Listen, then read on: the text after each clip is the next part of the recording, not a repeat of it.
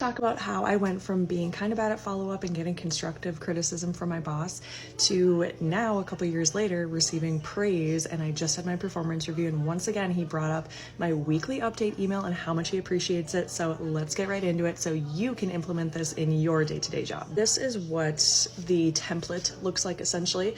I start off, here's some updates for items I've been working on, and I go right into the calendar items. So I'm always looking out at the calendar like months in advance. So if I see any conflicts for maybe something he can't attend, or if there's a change to a certain meeting that he's attending, I'll add that right there with the update, what the date is, things like that. I just keep the calendar stuff right in the calendar section to keep it all together and make it simple to read.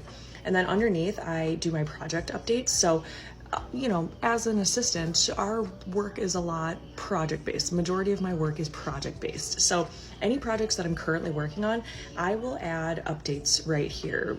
If there's anything that has changed with the progress of the project, or if it's a new project that I'm giving him an update on, I will usually have between like 3 to 5 project updates that I'll send him, ones that I'm working on like right now. When it comes to follow-up, this is where I was having a lot of issues with my follow-up, because I'm like, hey, if something's done, like let's just move on, versus telling him that it's done. Well, he wanted more visibility to what is happening and when it is completed, so I added the follow-up section.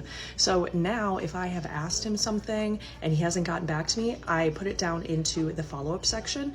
And there's times I have things in the follow-up section for weeks, until I get an answer from him, because it's like, hey, just reminding you, it's here. I don't want to send you another email about it, so I'm just adding it to the follow-up section so it's on your radar. You can get back to me when you want to.